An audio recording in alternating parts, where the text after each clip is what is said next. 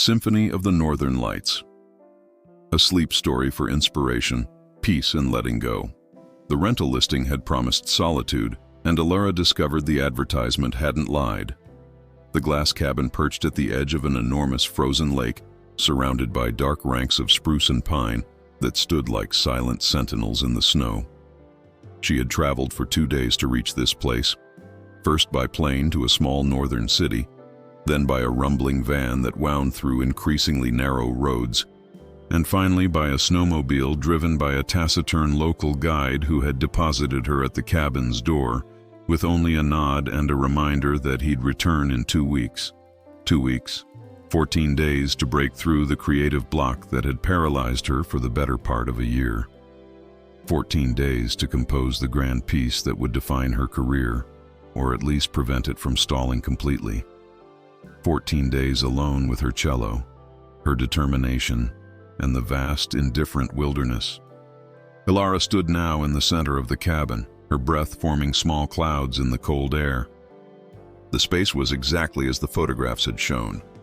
A single open room with floor-to-ceiling glass on 3 sides, offering an unobstructed view of the frozen lake, the dark forest beyond, and the enormous sky that seemed to press down with the weight of winter. The fourth wall, solid wood, held a compact kitchen area and the door to a small bathroom. In the corner, a cast-iron wood-burning stove radiated gentle heat, its fire crackling with a sound that felt almost too loud in the profound quiet. The furniture was minimal: a low platform bed with white linens, a simple wooden table and 2 chairs, a reading chair positioned to face the lake. No television, no radio. The listing had mentioned Wi-Fi, but the signal was so weak it barely qualified as existent. This was what she had wanted, she reminded herself. Total immersion. No distractions. Nothing between her and the muse she hoped to find in this frozen landscape. She unpacked slowly, methodically. Clothing in the narrow closet. Toiletries in the bathroom. Her cello case, scarred from years of travel, covered with faded stickers from concert halls and festivals, she placed carefully beside the reading chair. Then came the manuscript paper, blank and accusatory, the pencils already sharpened, the laptop with its composition software, though she suspected she'd rely more on pen and paper here, the field recorder, in case inspiration struck in some form she needed to capture.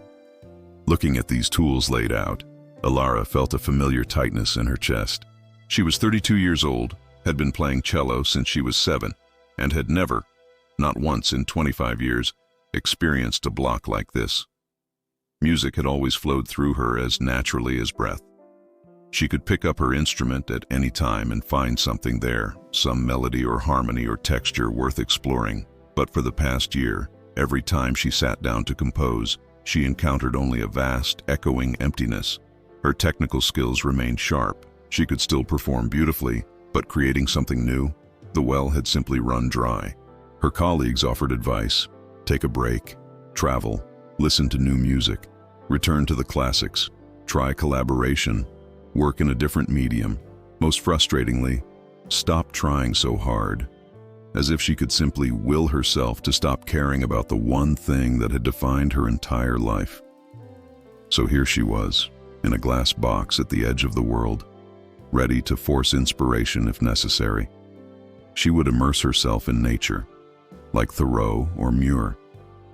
She would strip away the noise of modern life and listen to the essential music of the wild. She would be serious, dedicated, authentic. She would not return home without her masterpiece. Aurora made herself a simple dinner as twilight settled over the landscape. Through the windows, she watched the snow turn from white to blue to deep purple as the sun sank below the horizon. The frozen lake became a vast sheet of silver, and the sky above it transformed through a spectrum of colors she couldn't name. No aurora tonight. The forecast she'd checked before losing signal had said the solar activity was low, but soon, perhaps. The lights were one reason she'd chosen this location, so far north. She imagined composing beneath that celestial display, her music echoing the waves of color across the sky. As darkness completed its descent and stars began to prick through the deep blue overhead, Ilara felt a chill despite the wood stove's warmth. The glass walls that had seemed so magical in daylight now felt exposing, vulnerable. The wilderness pressed close on all sides, vast and unknowable. The silence was profound, not peaceful, but heavy, almost oppressive. She could hear her own heartbeat, her breath, the tiny sounds her body made that normally disappeared beneath the ambient noise of civilization. She unpacked her cello, drawing it from its case with the familiar reverence of long practice. The instrument was over 100 years old, passed down from her grandmother, its wood dark and resonant. She rosined her bow, tuned the strings, then sat with the cello nestled between her knees, its neck against her shoulder. Home. Even here, at the edge of nowhere, this felt like home. She drew the bow across the strings. A single note filled the cabin, pure and clear. She played a scale, then a simple exercise, then one of the Bach suites she knew by heart. The music was technically perfect, but it felt like an imitation of music, a performance with no audience and no purpose. After 20 minutes, she stopped. The silence rushed back in, even heavier than before. Tomorrow, she told herself. Tomorrow she would begin the real work. Tonight was just for settling in. She climbed into bed and lay staring up at the stars visible through the skylight above. So many stars. More than she'd ever seen. They looked cold and distant, beautiful but utterly indifferent to her presence, her struggles, her desperate need to create something meaningful. Eventually, she slept and dreamed of playing for an empty concert hall that stretched endlessly into darkness. The second morning dawned clear and painfully bright. Ilara woke to sunshine streaming through the glass walls, turning the cabin into a vessel of light. She made coffee, ate breakfast, and then, because she was a serious artist on a serious mission, she bundled herself in layers of wool and down and set out into the wilderness to find inspiration. The cold hit her like a physical force when she stepped outside.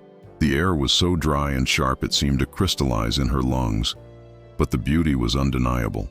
The snow sparkled as if embedded with millions of tiny diamonds. The sky was a blue so deep and pure it looked artificial. And the silence, now that she'd had a night to adjust, felt less oppressive and more like a blank canvas, waiting. She walked along the shore of the frozen lake, her boots crunching in the snow. The forest rose dark and dense to her left, ancient trees heavy with snow. And then she heard it, a sound that made her stop in her tracks, her breath catching. A wolf howl. It came from somewhere in the forest, distant but clear, rising and falling with an eerie, haunting quality. Ilara stood completely still, her heart pounding. She had never heard a wolf in the wild before. The sound was nothing like the recordings she'd listened to online or the ones she'd heard from zoo animals. This was raw, primal, immediate. It spoke of things she couldn't name. Loneliness, perhaps, or warning, or simply existence in this harsh landscape. The howl faded into silence, and Ilara realized she was grinning. This was it. This was the kind of authentic wilderness experience she'd come for. A wolf's howl could be the foundation of her peace. She could build something around that sound, that emotional quality, the way it rose and fell and seemed to contain multitudes. She hurried back to the cabin, pulled out her field recorder, and stationed herself by the window, waiting. For the next 2 hours she stood there, recorder ready, but the wolf remained silent. Finally, frustrated, she gave up and decided to work with what she'd heard. Sitting at the table with her manuscript paper, Ilara tried to transcribe the howl. She remembered it rising from a low note, perhaps a D, and climbing maybe a fifth or a sixth before falling again. Or was it a seventh? She hummed, trying to recreate the sound, but her human voice couldn't capture that wild, wavering quality. She made notes. Begins low, haunting, rises through scale. Which scale? Minor? Use microtonality. Slides between pitches. Falls to resolution, but not peaceful. Rather suspended, questioning. She picked up her cello and tried to play what she'd heard. The first attempt sounded like a cartoon wolf. The second sounded like a squeaky door. The third was technically interesting, but emotionally hollow. This was fine, Ilara told herself. This was process. She was deconstructing the howl, understanding its components, preparing to reconstruct it into something musical. She spent the rest of the afternoon filling pages with notes, sketches, ideas, the howl as existential cry. Solitude made audible. The voice of the wilderness calling to itself. By evening, she had produced pages of analysis and zero actual music, but that was okay, she assured herself. Tomorrow she'd synthesize. Tomorrow the real composition would begin. Except the next morning, looking at her notes, she felt only embarrassment. Who was she kidding? She sounded like a first-year composition student trying too hard to be profound. The voice of the wilderness calling to itself. What did that even mean? The wolf had been communicating with its pack, marking territory, or simply being a wolf. It had nothing to do with her or her compositional aspirations, but she was here for 2 weeks, and she'd been in residence for only 2 days. She couldn't give up so easily, so she decided to try something different. She would work with visual patterns instead of sounds. The frozen lake was covered in cracks and fissures, natural lines that formed abstract patterns. Perhaps she could translate those visual patterns into music, finding rhythms and melodic shapes in the geometry of fractured ice. She put on her layers again and walked out onto the frozen lake. The ice was thick. The cabin owner had assured her it was safe. And beneath her feet, she could occasionally hear strange sounds, pops and groans as the ice contracted and expanded with temperature changes. The cracks were everywhere, some hairline thin, others several inches wide, running in jagged lines across the white surface. In some places, the ice was perfectly clear, and she could see down into the dark water below, could see bubbles trapped mid-rise, frozen in time. Alara pulled out her phone and began taking photographs. She walked in wide circles, documenting the patterns. This crack branched like a river delta. That one formed almost a perfect spiral. Here, several cracks intersected to create an accidental asterisk. She could map these, create a graphic score, translate the visual information into sound. Back in the cabin, warmed by the fire and fortified with hot soup, she spread the photographs across the table. She drew diagrams. She assigned pitches to different angles. She created rhythmic patterns based on the spacing between cracks. She worked with intense focus for hours, her hand cramping from sketching. At sunset, she finally picked up her cello to play what she'd created. The result was interesting, abstract, atonal, definitely modern, also completely devoid of any emotional content whatsoever. It was mathematics translated into sound, clever but cold. It was exactly the kind of thing that would get polite applause at a new music festival and then be immediately forgotten. Alara put down her cello and stared at the pages of diagrams covering her table. What was she doing? She'd come here to reconnect with something authentic, something real, and instead she was playing games with algorithms and systems. This wasn't composition. This was elaborate procrastination, dressed up in the language of artistic process. That night, she lay in bed listening to the ice sing. The frozen lake produced the most extraordinary sounds as temperature fluctuations caused the ice to crack and shift. Deep groans like whale song, sharp cracks like gunshots, strange, almost musical tones that rose and fell. It was beautiful and eerie, and she tried not to think about how she might capture it, translate it, use it. She tried to just listen, but even that felt like work now, like research. The pattern continued for 3 more days. Each morning, Alara woke with renewed determination. Each day, she tried a different approach to forcing inspiration. She created rhythmic patterns based on her own heartbeat while cross-country skiing. She attempted to notate the sound of wind through the pine trees. She recorded herself reading Rilke poems and tried to extract melodic material from the cadence of the words. She meditated in front of the window at dawn, then at dusk, then at midnight. She tried composing only during certain hours. She tried composing in complete darkness. The internal monologue that accompanied all this became increasingly self-aware and self-mocking. By the 5th day, as she found herself attempting to compose a piece based on the pattern of frost on the windows, she could hear her own ridiculousness. "Yes," she muttered to herself, "this is very serious artist of you. Very profound. The frost represents the crystallization of time or some such nonsense. This will definitely win awards and certainly isn't at all a sign that you've completely lost the plot. But she didn't know what else to do. She had come here to compose. She had taken 2 weeks away from teaching responsibilities, had spent money she couldn't really afford, had traveled to this remote location specifically to break through her creative block. She couldn't just sit here and do nothing. That would be giving up, admitting defeat. Except that's exactly what felt was happening. Every attempt to force inspiration resulted in music that was technically competent and emotionally empty. Every strategy to manufacture authenticity produced only artifice.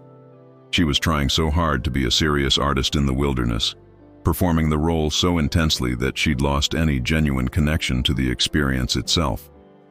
On the morning of the 6th day, Ilara woke before dawn and lay in bed watching the pre-sunrise light gradually illuminate the cabin.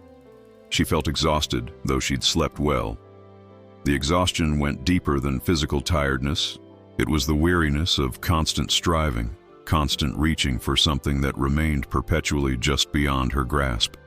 And in that moment, lying in the half-light with the wilderness pressing close on all sides, she made a decision. She would stop trying. Just for today, she would stop treating this place as a workshop or a laboratory. She would stop analyzing and mapping and recording. She would stop performing the role of artist in residence. She would simply be here, in this glass cabin, in this frozen landscape, with no agenda beyond getting through the day. The relief was immediate and physical. Her shoulders dropped, her jaw unclenched. Some knot of tension in her chest loosened. She got up, made coffee, watched the sunrise paint the snow in shades of rose and gold. She didn't reach for her phone to photograph it. She just watched. After breakfast, she pulled a novel from her bag, a mystery she'd been meaning to read for months, and curled up in the reading chair. The morning passed in the gentle company of fictional characters solving fictional crimes. She made lunch, ate slowly, washed the dishes. In the afternoon, she bundled up and went for a walk with no destination in mind. She didn't bring her recorder or take photographs. She simply walked along the lakeshore, then back through a path in the forest. The snow crunched under her boots. A raven called from somewhere overhead. The sun was brilliant on the snow. It was just a walk, nothing more. Back at the cabin as evening approached, she felt calmer than she had since arriving. She lit candles in addition to the lamps, adding a warm glow to the space. She cooked a proper dinner for the first time. Pasta with vegetables, nothing fancy, but satisfying. She ate at the table, looking out at the darkening landscape. After dinner, she found herself drawn to her cello, not to practice, not to compose, but simply for the comfort of holding it, of being in its presence. She drew it from its case and settled into the reading chair, cradling the instrument. The wood was warm from being near the stove. She rested her cheek against its neck and closed her eyes. No agenda, no expectations. Just this, the gentle weight of the cello against her body, the familiar comfort of its curves, the smell of old varnish and rosin. After so many days of treating music as a problem to solve, a mountain to conquer, this felt like coming home. She drew her bow across a string, not to play anything in particular, just to hear the sound, to feel the vibration travel through the wood and into her body. A single note. Then silence, then another note, higher, more silence. She wasn't playing a melody or working through a technique. She was simply listening to each sound as it emerged, letting it ring out until it faded naturally into quiet. Outside, full darkness had fallen.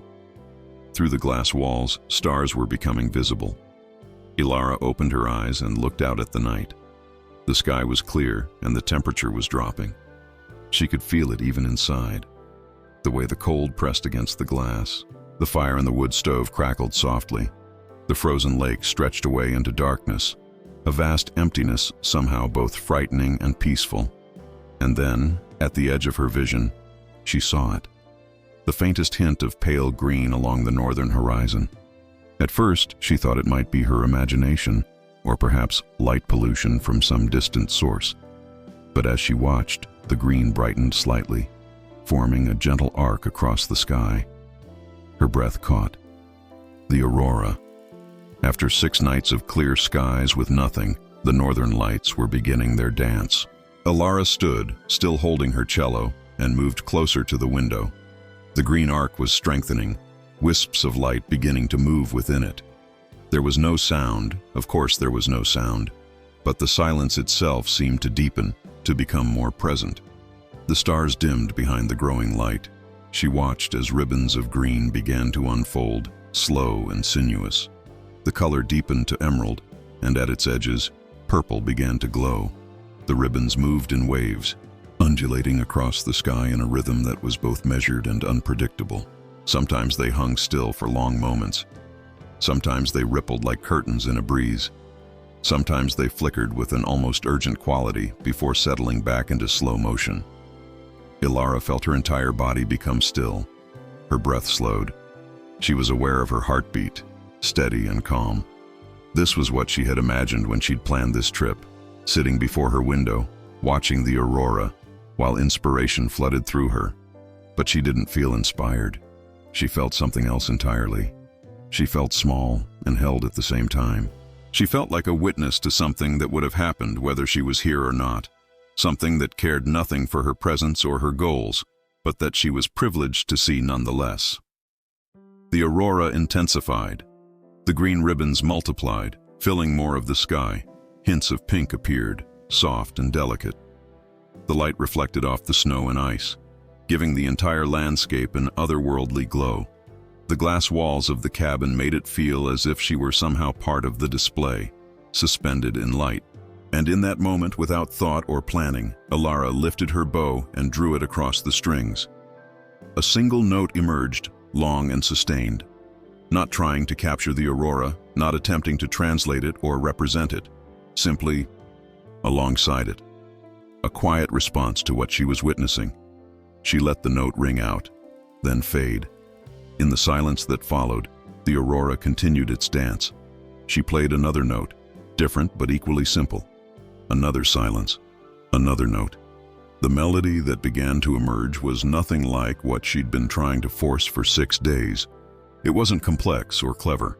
It contained no reference to wolf howls or ice patterns or anything else she'd attempted to use as raw material.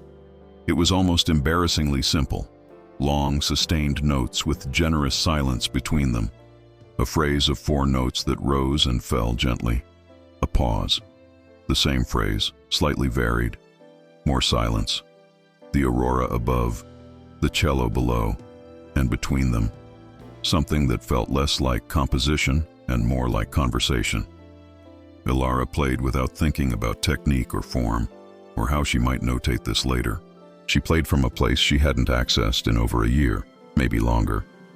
A place that had nothing to do with ambition or career, or proving herself as a serious artist.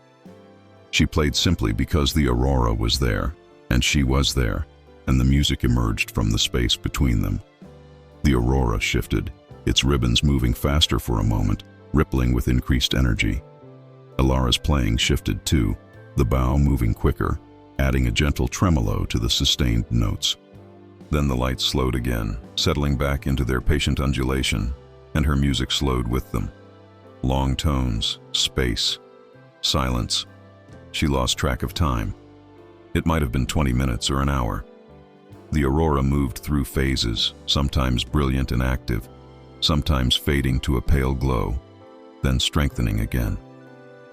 Throughout it all, Alara played intermittently, sometimes for several minutes, sometimes just a single phrase before falling silent again to simply watch. When she played, it felt natural and effortless. When she stopped, the silence felt complete, necessary, part of the music itself. The simple 4-note phrase that had emerged at the beginning became the core of everything. She returned to it again and again, sometimes exactly as before, sometimes with small variations. Up a third, inverted, extended by a measure. Each time it felt both ancient and new, as if she were remembering something rather than inventing it. The phrase contained more than 4 notes, she realized.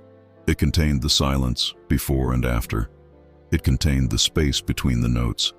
It contained her breath, her body, her presence in this glass cabin, in this frozen landscape under these dancing lights. The aurora began to fade as subtly as it had appeared. The ribbons of light grew fainter, less distinct. The green arc paled. Elara played the four-note phrase one final time, letting the last note ring out until it dissolved into the profound silence of the northern night. Through the glass walls, she could see the stars emerging again, brilliant against the darkness. The snow gleamed in their light. She lowered her bow. Her arms ached. She'd been holding the cello for over an hour. But it was a good ache, the kind that came from true engagement rather than forced effort. She sat very still, the cello still nestled between her knees, and felt something settle inside her. Not triumph or relief or even satisfaction. Something quieter than all of those. A simple sense of rightness. The aurora had almost entirely disappeared now, leaving only the faintest glow on the horizon. Elara carefully returned her cello to its case. She blew out the candles and stood at the window for a few more minutes, looking out at the now still night. The lesson of the evening was so simple it was almost embarrassing. She had spent 6 days chasing inspiration, trying to force it, manufacture it, capture it, and it hadn't come. It had only appeared when she stopped chasing, when she gave up the ambition and the agenda, when she became quiet enough to simply listen. All the research she'd done on creative blocks had said something similar. The brain's ability to form spontaneous ideas seems most active during passive tasks, when someone is neither too relaxed nor too focused headspace. Creative flow often occurs after extensive practice combined with the ability to release cognitive control psychology today. She had all the practice, 25 years of it. What she'd been missing was the release, the letting go. She climbed into bed and lay looking up at the stars through the skylight. The four-note phrase echoed in her mind, simple and perfect. Tomorrow she would begin to notate it, to build a piece around it, or perhaps she would just play it again, see where it wanted to go. There was no rush, no deadline, no need to force anything. For the first time in a year, Elara felt the gentle pulse of creativity returning, like blood flow returning to a numb limb. Not with a rush or a flood, but quietly, naturally. It had been there all along, she realized. She'd just been making too much noise to hear it. She fell asleep to the memory of the aurora's silent dance and woke to pale winter sunlight streaming through the glass walls. For a moment she lay still, adjusting to consciousness, half afraid that the previous night had been a dream. But no, the phrase was still there in her mind, clear and complete. And when she sat up and looked around the cabin, the empty manuscript pages on the table didn't seem accusatory anymore. They seemed full of possibility. Elara made coffee slowly, deliberately. She scrambled eggs and ate them at the table, watching the morning light transform the snow from blue to pink to gold. She didn't rush. There would be time for music. First, she wanted to simply be here, in this moment, in this beautiful morning. After breakfast, she pulled on her warmest layers and went outside. The cold was crisp and clean, and her breath formed clouds that dispersed into the brilliant air. She walked down to the frozen lake and stood at its edge, looking out across the white expanse. The ice was singing again, making its strange groans and pops as it contracted in the morning chill. She listened without trying to capture it or interpret it, just listened. Back inside, warmed by the fire and by movement, she finally approached her cello. She didn't sit down with manuscript paper or her laptop. She simply picked up the instrument and began to play. The four-note phrase emerged immediately, perfectly remembered. She played it several times, feeling its shape, its weight. Then she began to explore what might come after. Not forcing, not constructing, just following where the music wanted to go. A second phrase emerged, complementary to the first, then a slight variation on the opening. She played for perhaps 30 minutes, and when she stopped, the basic skeleton of a piece had revealed itself. It wasn't grand. It wouldn't be a concerto or a symphony. It would be a solo work, maybe 10 or 12 minutes long, built entirely from that simple four-note phrase and the spaces between the notes. It would be called something obvious and unpoetic, something like Northern Lights or Aurora, or maybe just the date and location of last night. But whatever it was called, it would be honest. It would be what had actually happened, not what she'd tried to make happen. It would be a reflection of the lesson she'd learned, that inspiration isn't something to be chased or captured or forced into being. It's something that finds you when you become quiet enough, present enough, open enough to witness the beauty that already exists. Aurora finally sat down with her manuscript paper. The notes flowed easily now, not with the frantic energy of inspiration as possession, but with the steady clarity of something being remembered rather than invented. She worked through the morning, stopping occasionally to play through what she'd written, adjusting, refining. By lunchtime, she had the first section complete. She made soup and ate it, looking out at the lake. A raven landed on the ice, walked around importantly for a few minutes, then flew off. The sun was high and bright. Everything sparkled. Aurora felt the edges of a smile on her face, not the forced optimism she'd tried to maintain for the first 6 days, but something more genuine. Something that came from being exactly where she was, doing exactly what she was doing, with no need for it to be anything more or different. The afternoon brought more work, though it didn't feel like work. It felt like play, like exploration. She filled pages with notes, crossed some out, revised others. The piece was taking shape, and its simplicity was its strength. Everything that wasn't essential fell away. What remained was spacious and honest. As evening approached, she put down her pencil and picked up her cello again. She played through what she'd written, and it sounded right. Not perfect. There would be time for refinement later, but true. It sounded like what had happened last night, the witnessing of beauty, the quiet response, the conversation between earth and sky, between silence and sound. When she finished playing, she sat for a long time with the cello resting against her shoulder. Through the window, the sun was setting, painting the snow in shades of orange and purple. There might be another aurora tonight, or there might not. It didn't matter. She had received what she came for, though it was nothing like what she'd expected. She had come seeking a grand composition, a masterpiece that would reinvigorate her career and prove her worth as an artist. What she'd found instead was something smaller and more valuable. The understanding that creativity isn't about forcing or capturing or proving. It's about listening. It's about becoming quiet enough to hear what's already there. True creative flow happens when expertise meets the ability to let go. Psychology today, and she'd finally remembered how to do the latter. Her piece wouldn't be a concerto for cello and orchestra, it would be a solo work for cello, perhaps 12 minutes long, based on a 4-note phrase as simple as a folk song. It would have generous rests built into the score, silence as important as sound. It would require the performer to play with patience and restraint, to resist the urge to fill every measure with activity. And if performed well, it might give listeners what the aurora had given her, a moment of witnessing, a reminder that beauty doesn't need to be captured or possessed, only acknowledged. Aurora stood and moved to the window. The last light was fading from the sky. Stars were appearing. She scanned the northern horizon, but there was no hint of green. That was fine. She had what she needed. Tomorrow she would continue working on the piece. The day after that, and the day after that. She still had more than a week left in the cabin, and she would use it well. Not by frantically composing to make up for lost time, but by working steadily, thoughtfully, with space for silence and stillness, and simply being present in this extraordinary place. She thought about her colleagues back home, the ones who had given her advice about breaking through creative blocks. They had been right, of course, especially the ones who had told her to stop trying so hard. But some lessons can only be learned through experience. She had needed to come to this frozen edge of the world, needed to exhaust herself with desperate attempts, needed to finally surrender before she could understand what they'd meant. The irony wasn't lost on her. She had traveled thousands of miles and spent considerable money to learn that inspiration comes when you stop traveling toward it.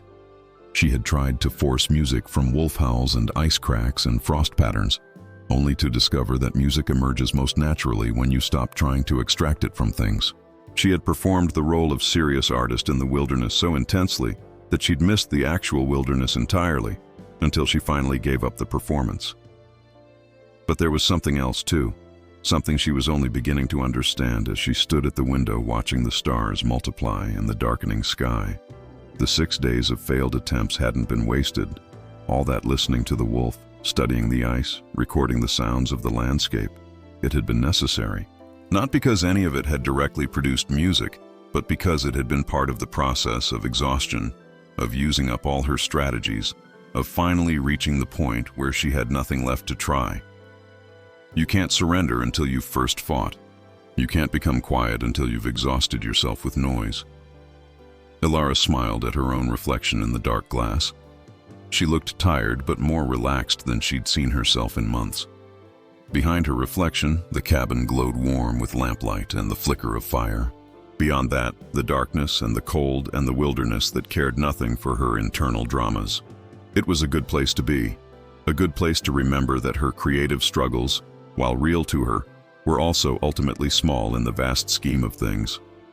The aurora would dance whether she composed about it or not. The ice would sing its strange songs. The wolves would howl, and the world would continue in its beautiful, indifferent way. She turned from the window and added wood to the stove, then settled into the reading chair with her mystery novel. She would read for a while, let her mind wander through someone else's story. Later, before bed, she might play the cello again, or she might not. There was no should anymore, no agenda. Just the gentle unfolding of evening, and with it, the quiet hum of creativity restored, not as a force to be wielded, but as a current to move with. The next several days fell into a natural rhythm. Ilara woke with the light, made her coffee, and spent the mornings working on the piece. The composition grew slowly, organically.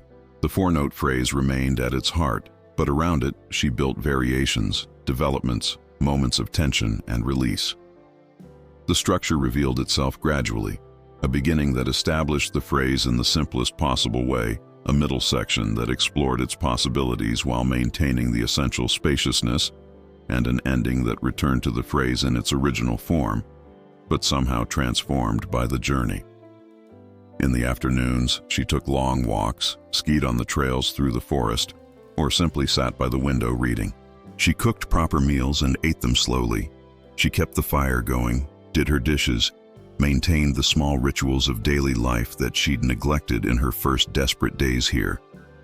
And she discovered that this balance, work and rest, focus and release, engagement and letting go, was itself a kind of music, a rhythm that sustained creativity rather than depleting it. On the 9th night, the aurora returned. This time, Ilara was ready.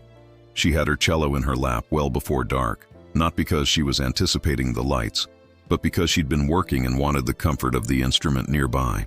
When the first pale green appeared on the horizon, she smiled in recognition. An old friend returning. This display was different from the first, more purple and pink than green, the ribbons moving in quicker, more playful patterns. And her musical response was different too. She knew the piece well enough now that she could improvise around it, weaving in new elements while staying true to the core phrase. She played for over an hour, sometimes closely following what she'd written, sometimes departing entirely into exploration. It felt like a conversation she'd been having for days that was now reaching new depth, new understanding. When the lights faded and she finally lowered her bow, Ilara realized she was crying, not from sadness or even from overwhelming emotion, but from a kind of gratitude so simple it needed tears to express it. Gratitude for the aurora's return. Gratitude for the music that had come back to her. Gratitude for the lesson she'd learned, hard-won and therefore precious. Gratitude for this place, this cabin, this moment. She wiped her eyes and laughed at herself. So much for being a serious artist. Here she was, crying over her cello while the northern lights danced overhead, but maybe that was more authentic than any of her earlier posturing had been. Maybe being a real artist meant allowing yourself to feel things fully, to be moved, to be grateful, to cry when something beautiful happened. The remaining days passed quickly. Ilara completed the composition and spent time refining it, playing through it again and again until she knew it intimately. It would need more work once she returned home. She'd want to perform it for colleagues, get feedback, possibly revise, but the essential piece was there, complete and honest. She also composed several smaller studies based on her explorations, short pieces that captured different aspects of the landscape and her time here. These were sketches more than finished works, but they had value. They documented the process, the journey from desperation to surrender to discovery. On her last full day at the cabin, Aurora woke before dawn and lay in bed watching the sky slowly lighten. She felt a pang of sadness at leaving. In less than 2 weeks, this place had become a kind of home, or maybe a kind of sanctuary. She had arrived frantic and depleted. She would leave calm and, if not exactly renewed, then at least reconnected to something essential in herself. She spent the morning packing, though there was little to do. Her cello went back in its case, covered with its familiar stickers. She'd have to add one from this region, she thought.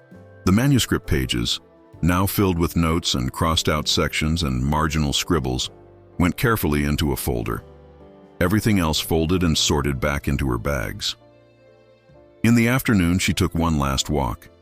She went farther than she had before, following the lakeshore until the cabin was out of sight behind her, just her and the wilderness. She stood in the cold and the silence and tried to memorize this feeling. Small and held, witness to something vast and beautiful and utterly indifferent to her presence. It was a good feeling to take home with her, a reminder to carry forward. Back at the cabin, she made her last dinner, the simple pasta dish that had become her comfort meal here. She ate slowly, watching the sunset through the glass walls. No aurora tonight, but the sky was beautiful anyway, streaked with orange and pink that gradually deepened to purple and then to darkness. The stars emerged, brilliant and cold. After dinner, Aurora took out her cello one final time. She played through the completed piece from beginning to end. It took about 11 minutes, though time felt different when she played it, both slower and faster than clock time, as if the music existed in its own temporal dimension. When she finished, she sat in the silence that followed, feeling the final note's resonance fade from the cabin, from her body, from the strings of her instrument. It was good, not perfect, not a masterpiece that would define her career or win major awards. But it was honest and true, and it reflected what had actually happened here, and that was enough. More than enough. The piece would have an audience someday. She'd perform it, other cellists might learn it, people would listen. But even if no one ever heard it but her, it would still have value because it marked the moment she'd remembered how to listen, how to let go, how to allow creativity to flow through her rather than trying to force it out. She carefully cleaned her cello and returned it to its case. Tomorrow the guide would come to take her back to civilization, the small northern city, the airport. The journey home to her apartment full of students' assignments and concert schedules and all the noise and bustle of her regular life. She would bring this piece with her, and the lesson it contained, and she hoped, she believed, that she could carry forward the understanding she'd gained here. But she also knew herself well enough to know that she'd forget sometimes. She'd fall back into old patterns, into forcing and striving and performing the role of artist rather than actually being one. She'd get caught up in ambition and comparison and the endless hunger for validation that drove so much creative work. That was human, and it was okay. But now she'd have this experience to return to, this memory of the night the aurora danced and she played 4 simple notes in response, and that conversation had been enough. Aurora extinguished the lamps and added one last log to the wood stove. She climbed into bed and lay looking up at the stars through the skylight. The cabin creaked slightly in the cold. Outside, the frozen lake sang its strange songs. Somewhere in the forest, perhaps a wolf howled, though she couldn't hear it from here. The aurora might be dancing above clouds on some other part of the horizon, or it might be quiet tonight. All of it, the wilderness, the cold, the darkness, the beauty, would continue whether she was here to witness it or not. And that was the final lesson, she thought as sleep began to pull her under. The world didn't need her music. The aurora didn't need her interpretation.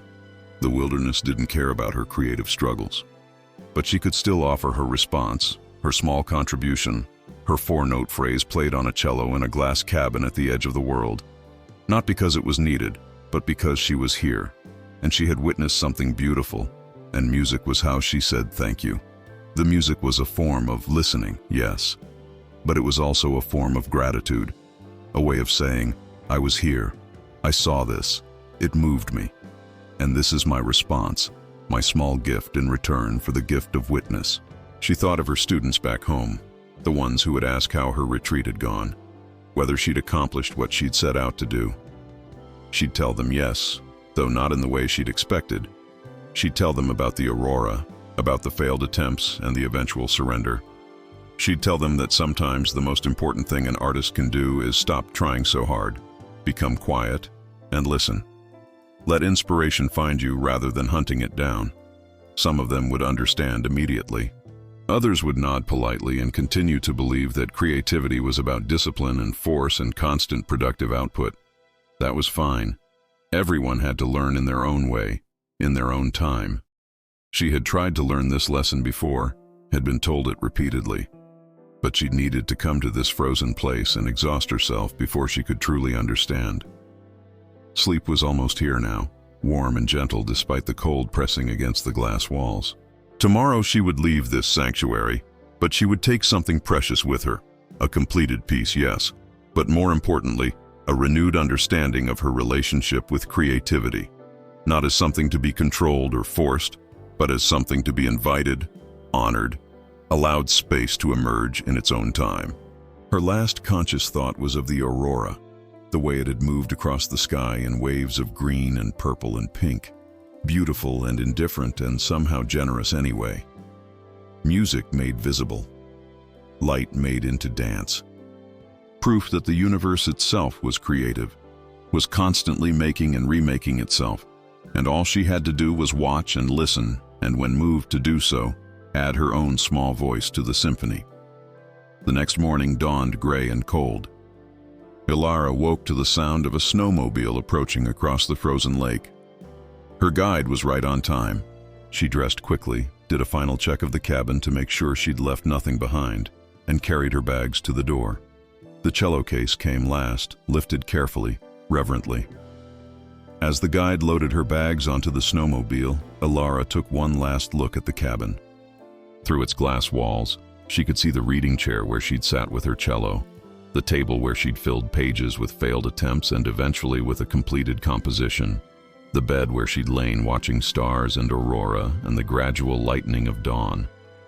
It looked both exactly as it had when she'd arrived and completely transformed, though the transformation was entirely in her, not in the space. Good stay? The guide asked in his economical way. Yes, Ilara said, and the word felt insufficient but true. Very good. They drove across the frozen lake, through the forest, along the narrow roads that would eventually connect to larger roads and then to the city. Ilara looked back once and saw the cabin growing smaller behind them, a glass jewel in the white landscape, and then it was lost to view behind the trees. But she carried it with her, the silence, the cold, the aurora's dance, the four-note phrase that had emerged when she'd finally stopped trying. She carried the understanding that creativity wasn't something to be hunted or captured, but something that found you when you became quiet enough to listen. She carried the memory of playing beneath the northern lights, of music as conversation, of gratitude made audible. And she carried the piece itself, notated on pages in her bag, waiting to be performed, to be shared, to become part of the world's music. A simple thing, really. Just a solo cello piece based on 4 notes, lots of space and a night when the sky danced in silence and she had responded with sound. It was enough. It was more than enough. It was everything. If this story resonated with you, if it reminded you that beauty finds us when we stop chasing it, that creativity is a form of listening, and that sometimes the most profound music is the simplest, please consider showing your support with a like, and subscribe to Deep Sleep Stories Hub for more quiet nights and restful journeys. May your own creative blocks dissolve in silence, and may you find your own northern lights to dance with, whatever form they take.